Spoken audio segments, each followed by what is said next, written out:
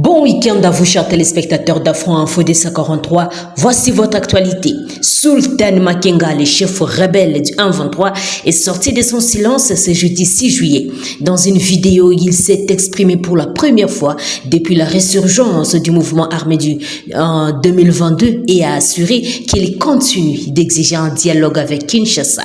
Le même jour, Félix Tshisekedi recevait son homologue sud-africain Cyril Ramaphosa, a évoqué la négociation comme solution au conflit dans l'est de la RDC. Mais le président congolais, lui, a été très ferme. Négocier, oui, mais pas avec les 1-23. Le président de la RDC, Félix Tshisekedi à droite, a accueilli son homologue sud-africain Cyril Ramaphosa à Kinshasa le 6 juillet 2023. À cette occasion, il a réaffirmé sa position ferme face aux 1-23 qui cherchent à dialoguer avec le pouvoir.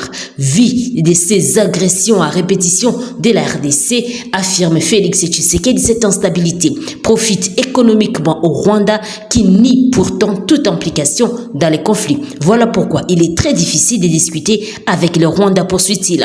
Le président congolais ajoute qu'en plus, Kigali ridiculise la RDC en envoyant un groupuscule d'individus qu'il qualifie de patins et de supplétifs de l'armée rwandaise pour discuter avec un gouvernement légitime et reconnu.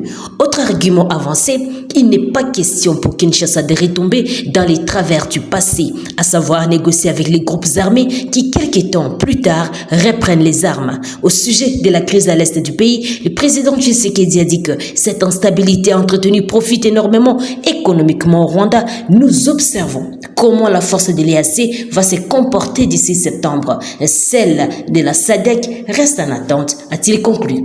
Pas de changement de ligne non plus du côté Sultan Makenga. Dans une interview accordée à un journaliste indépendant, le chef milice du groupe rebelle 1-23 s'est exprimé depuis Djomba, dans le Rutshuru, localité proche du Bunagana, zone sous contrôle de la communauté d'Afrique de l'Est. Il estime que le 1-23 a fait sa part, sous-entendu, s'est retiré d'une partie des territoires occupés. En retour, il exige donc un dialogue direct avec Kinshasa, une demande formulée par le mouvement depuis le début de l'offensive.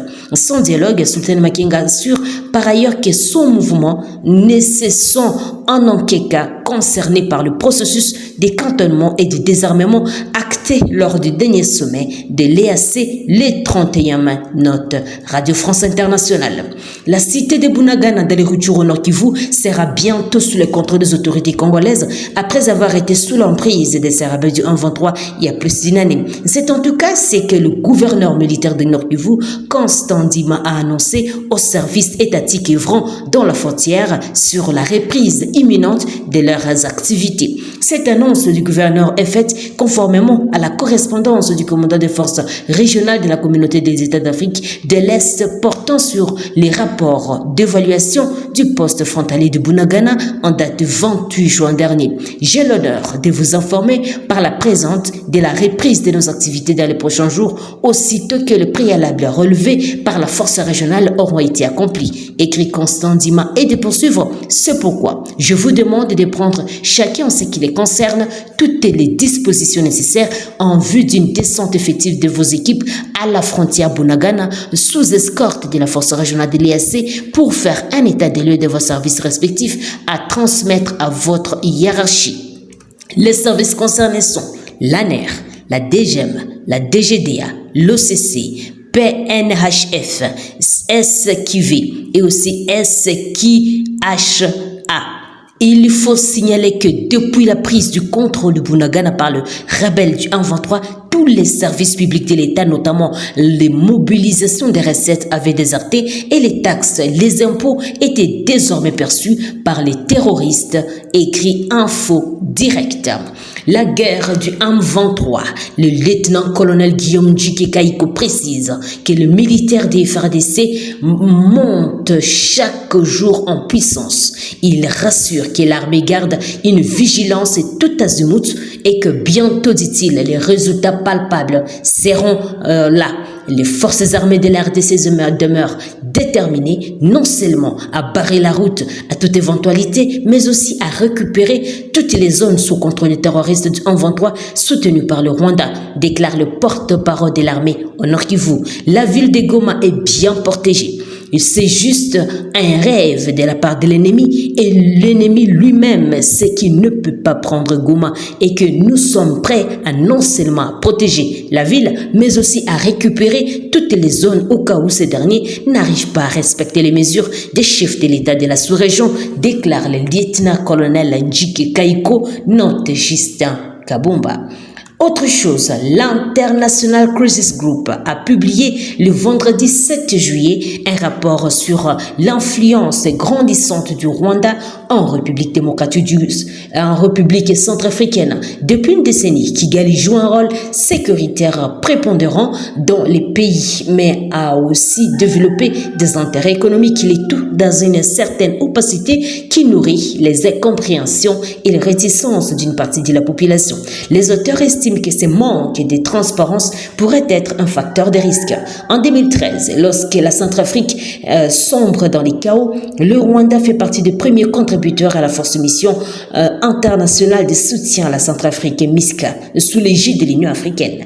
Par la suite, la présence rwandaise va se renforcer et Kigali est aujourd'hui le premier fournisseur en casque bleu pour la mission onusienne de la MINUSCA avec 2100 hommes. À ceci s'ajoutent 1200 autres déployés après les accords bilatéraux. La Centrafrique est devenue pour Paul Kagame un laboratoire de sa diplomatie militaire africaine, estiment les rapports de l'ICEJ.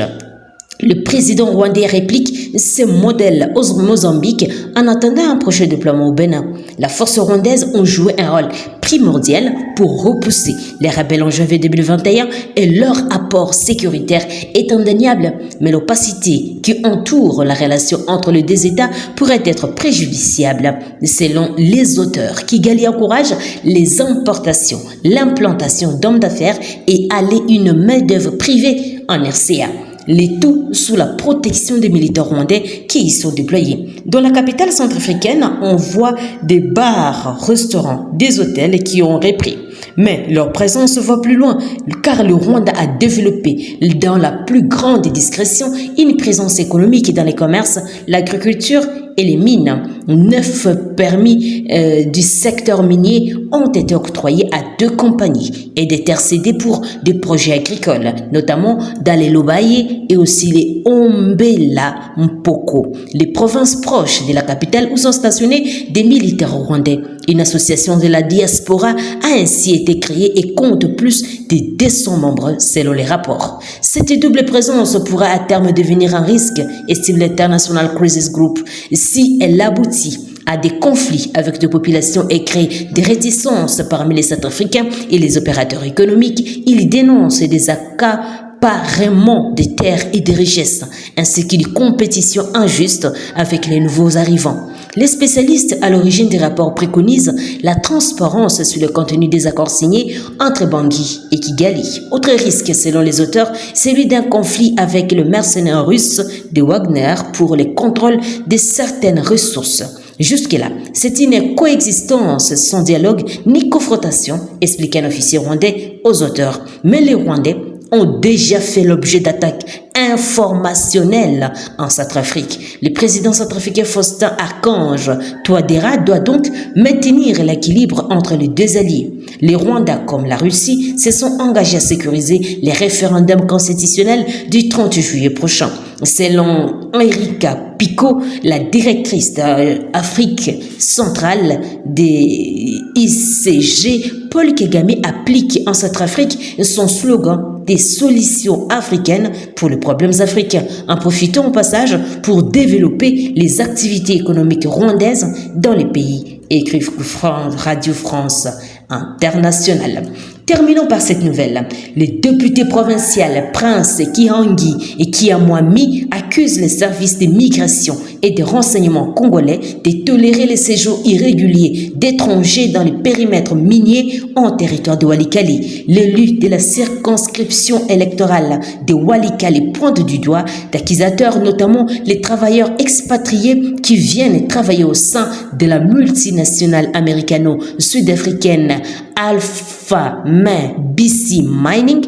Et dans un entretien avec Yves Morning Post, Prince Kihangui accuse les services compétents de complaisance dans la gestion d'étrangers sur le territoire de Walikale. Allez à Bissi, même si vous trouvez un agent de l'ANER ou de la DGM, il y a des expatriés qui sont dans la brousse et qui ne sont pas assez passés à la DGM. Ils sont dans une situation d'irrégularité. Ils ont les visas de séjour comme touristes et pourtant ils sont engagés dans les mines. Quel manque à gagner pour l'État congolais, c'est de la complicité de certains agents de l'État congolais qui sont au service de l'étranger et leurs propres intérêts, renseigne cet élu du territoire des Walikale. Une affirmation balayée d'un revers de main par une source impliquée dans ces dossiers. La même source croit à une récupération politique en cette période préélectorale.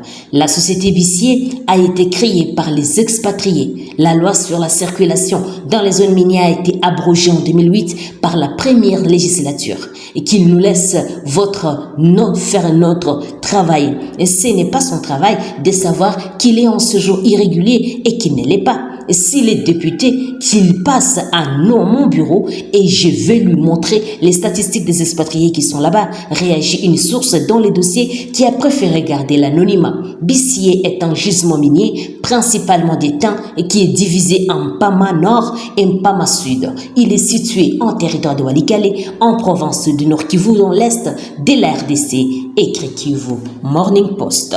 Chers téléspectateurs d'Afro Info 243, restez branchés sur votre chaîne Afro Info 243 pour des actualités à temps réel. Je suis Santi Chisenga depuis la province de l'Ituri pour Afro Info 243. Portez-vous bien.